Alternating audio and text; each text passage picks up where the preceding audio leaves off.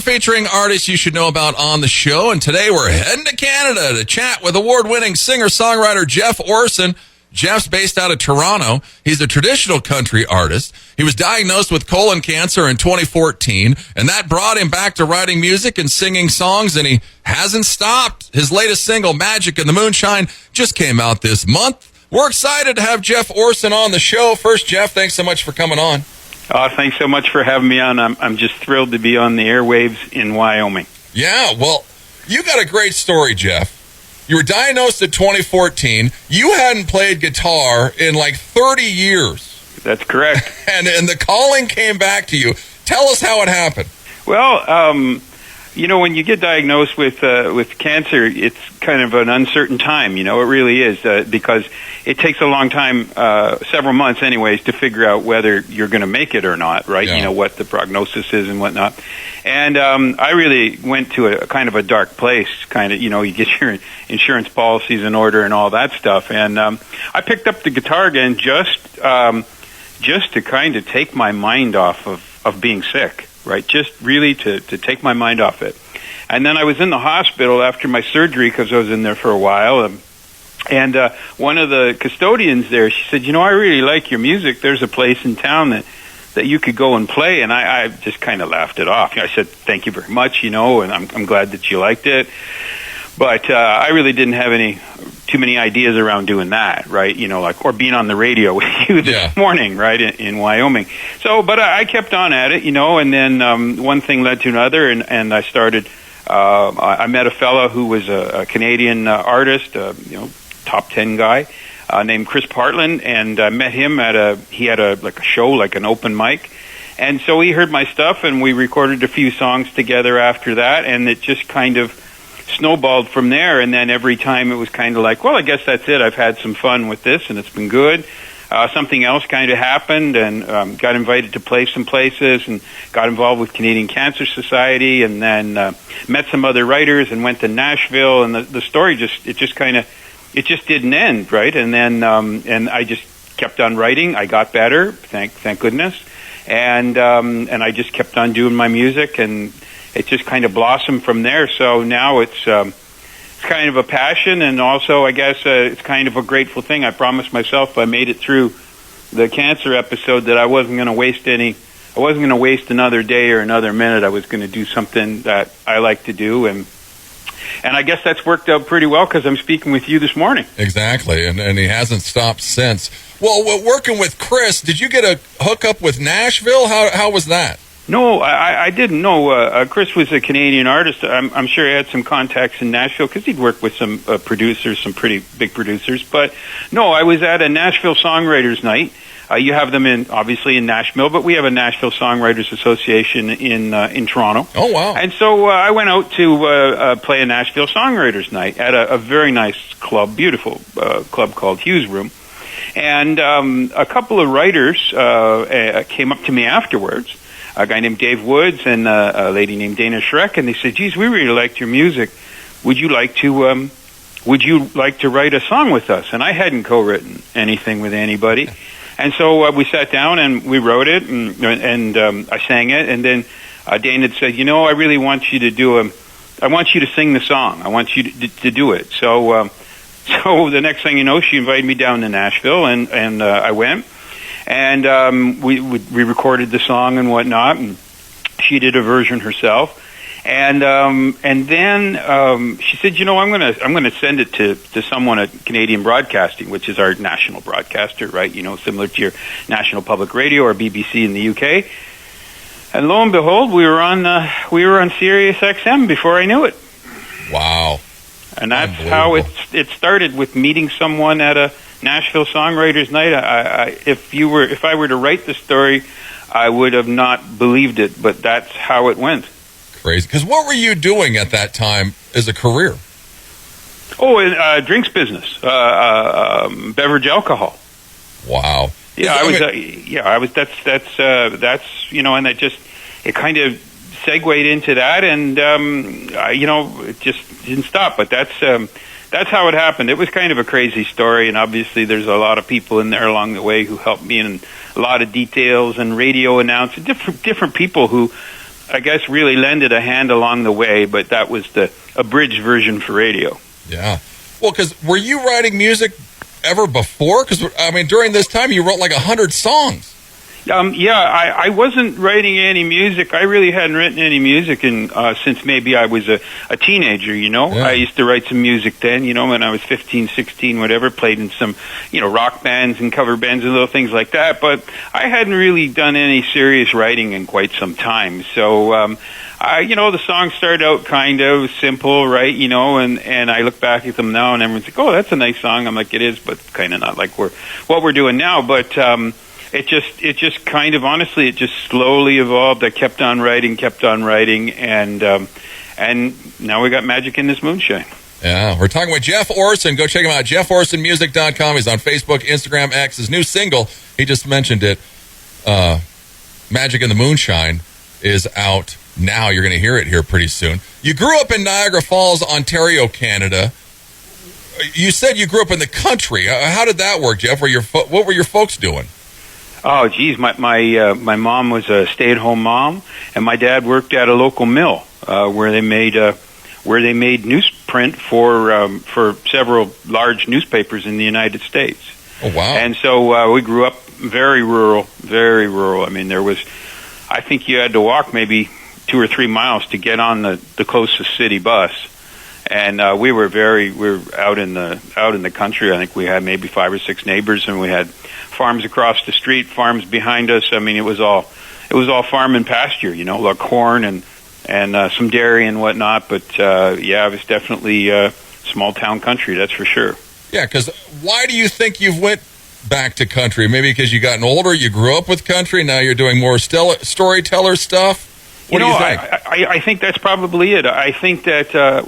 Why I went back to country, I really like the stories involved in country, you know, and I like telling stories, so I think country really worked that way. I've done some other folk stuff, and I've done some ballad stuff and some piano stuff, but I seem to really feel comfortable in the country lane, and it's something I grew up with. My mom was a huge country fan, huge. Johnny Cash, Charlie Pride, all the kind of great staples, you know, that... And we used to listen to WWOL and the Grand Ole Opry and whatnot. So I think that young music, that probably had an influence on me. And then, obviously, I've gone back to it now. Yeah. You've played shows all over the place, all over the States, the world. Yep. How have you been able to do that? You know, I met a fella who was a great road agent, you know, road manager, and wherever I was going or whatever, he would find me work. You know, he'd say, I think probably I'm going to be going to Ireland, and he'd say, well, I think Ireland could be a good spot. You know, I know this person, and why don't we contact that person? And he just always found me places to go. And then in some markets like Singapore, which is really far flung. Their live music there scene is like, if you have a DJ, that's cool. But if you have a live band, that's a real thing, right? So live music out there, you can play every night because that's the thing, right? That was the thing is live music, right? And I thought country music, and then I started to go out and I met so many musicians and they all played country, right? And so it was just a really great place to play. So I was really lucky to have had that time, you know. And things really got messed up with COVID, of course, you know. A lot of clubs and everything closed. Some of those venues are closed now, right? But never reopened. But it was just been a great opportunity to do that. Yeah, we'll talk about COVID here, but. Where did I see you were busking somewhere, like Portugal or somewhere crazy? Portugal, yeah. I was out in Portugal, and so a friend of mine said, "Hey, you know, there's this great spot in the center of town," and he said, "Why don't you? The guys would be great," and they were really lovely guys, really great people. And they said, "Look, why don't you do a set, right?" They kind of Googled me, right? You know, and like.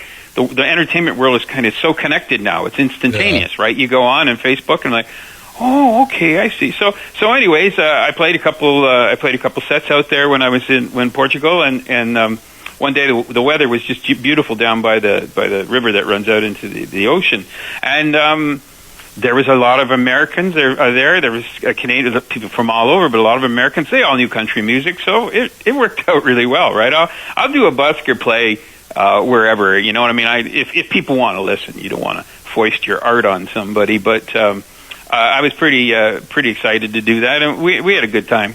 Yeah, they had to think that was a trip. That's pretty cool. Go check him out, Jeff Orson. He's at jefforsonmusic.com. He's on Facebook, Instagram. Magic in This Moonshine is his latest single. It's out now. You mentioned COVID. You released a song called Pray in 2020 about the COVID pandemic. Europe and Canada, I mean, it was bad. How bad was it for you up there, Jeff? It was really bad. And the play we got on that song was like crazy. I had people writing me on social media from the U.S. saying, "This is our block party song. We play it every Thursday in our neighborhood." It got played as far away as Dubai, wow. and New Zealand. It was crazy. COVID was terrible here. I mean, sadly, my sister-in-law passed away from it. Oh. Yeah, it was very sad. But there was a lot of people who obviously didn't make it, who were very sick and whatnot. And you know, we had a pretty strict lockdown. Our last restrictions went off in last May, so it was terrible. It was a terrible time. But I wrote that song, and a friend of mine runs an editor in a travel magazine, and he said, "We need a song for COVID, this terrible thing." So I wrote it, and the next thing I knew, it was everywhere. Yeah. And he put all the money proceeds towards COVID, so all for a good cause as well. I mean, you're focusing pretty much on country, but you have an album called Ballads. You love doing ballads. You know, I love ballads. Jeff, I love ballads. I love writing ballads. I love listening to country ballads, like old style. I love them, you know, but how do I say this in a nice way? They don't sell as well as up-tempo country songs, and they certainly don't get as much play. But I love writing ballads. Yes, I do. I just I think it's just, you know, you and the piano or you and the guitar, and it's just kind of the vocal and the story, and either people relate to it or they don't. Yeah, go and check him out. He's got a whole album about ballads. Have you been co-writing any more, or is it just you? No, it's just me. I haven't. I'd like to do some co-writes again, but just time just hasn't allowed. And you know, putting singles out can be an expensive proposition, kind of getting the coverage and studio time and all that stuff. So I'm only doing one or two a year. Got another one coming out this summer, but I haven't done any co-writes. But look forward to doing some more. Yeah, I'd love to. Yeah, we just played Country Going On. That song won Best Song in the Netherlands. It did. Last year. I was stunned. It was on the, someone called me. I didn't know about it. They said, you know, your song's number 15 on the Canadian indie chart. It went to number 5. And I'm like, I didn't even know about it. I didn't know. The song had gone through its kind of 12 to 15 week process of tracking and all that stuff. And then I'm like, wow, that's incredible. And then the next thing I know, I was eating breakfast, looking on social media, and there's Jeff Orson, traditional singer, country, da-da-da-da-da-da-da, and I'm like, I had to call a friend and say, look, can you check this out, because I think I'm reading this wrong. And they're like, no, you won. So I was pretty thrilled about that, obviously. Nice to be recognized, you know, for your art and whatnot, and I was thrilled. Yeah, it's crazy how everything's worldwide, and how people get your songs. You're like, how do they even find that? That's exactly right. Yeah, I saw the other day from a report that we're in rotation in a station in Croatia. Wow. Now, I didn't know that Croatia had a country market, but I guess it does.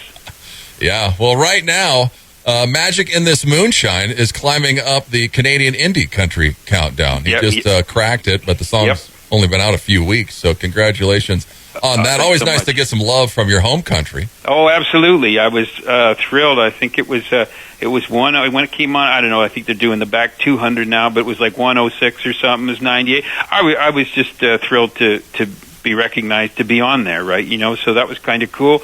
And then another indie chart in the States, I think it was top 40. I think it was number 36 or 37. So pretty excited, happy. Obviously, you know, when you're a mature artist, it's nice to have a little bit of recognition and see that your efforts, that people appreciate them, and that they like your music, right? I mean, like, what's the point of writing if people don't like it, right? Oh, exactly. Well, what are we thinking for this year? Are we going to try and play more shows? What's going on for 2024? Yeah, I'm gonna try and play some more shows. I've got to go over to Italy, and then I'm back in Ireland, and then hopefully down to Nashville this summer. So I'm going to play some shows, and I'm working on another 4 or 5 songs. I'm trying to whittle down which one is best probably to release. And one of them is a ballad, which I love, but it's slow, and I don't know if that's going to work. But I'm going to put something out this summer again. Market's open, traveling's easier. Everything's just so much better now. Oh yeah. What's with the traveling? Do you like traveling? Is it still for work? What? Oh, it's a little bit of everything, but I hadn't ever played in Italy before, and I have friends there and whatnot, and they're like, you should come on over, right? So I'm like, yeah, okay. So I'm going to tie that in with a couple other things, and hopefully find a little bit of work. And then Ireland in the summer is great. It's a great music scene there. It's a big music scene. Like, there's so many places to play. So that should be a lot of fun as well. Yeah. How's your country wardrobe? Because I heard you say people don't think you're country enough. Well, my country wardrobe, I got the Calgary Stampede official hat. I got the hat. There you go. It's a beautiful hat, and it's really comfortable to wear. And if you want to keep your head cool, that's the way to go. And then I've got some of my couple country shirts. So I think I'm pretty well kitted out. Yes, he sounds country, but he doesn't look too country. But he's getting there. So, yeah, absolutely. I got the snap button shirts, and so I kind of got a couple of those Scully shirts, and stuff whatnot. So I think I should be ready for Nashville. Yeah, he is ready. Magic in This Moonshine, Jeff Orson. Go check him out, JeffOrsonMusic.com. Tell us about the song, little Jeff, before we play it. Oh, it's just a song about first date jitters. In this case, boy meets girl and wants to ask her out, and he's all nervous. They have a good time, and he wants to take her out again, and kind of the first date story. So that's what it's about. Well, here it is, Magic in This Moonshine. Go and check him out, Jeff Orson. Jeff, thanks so much for coming on. Jeff, thanks so much for having me on. It's a pleasure anytime. It's KIX 96.5.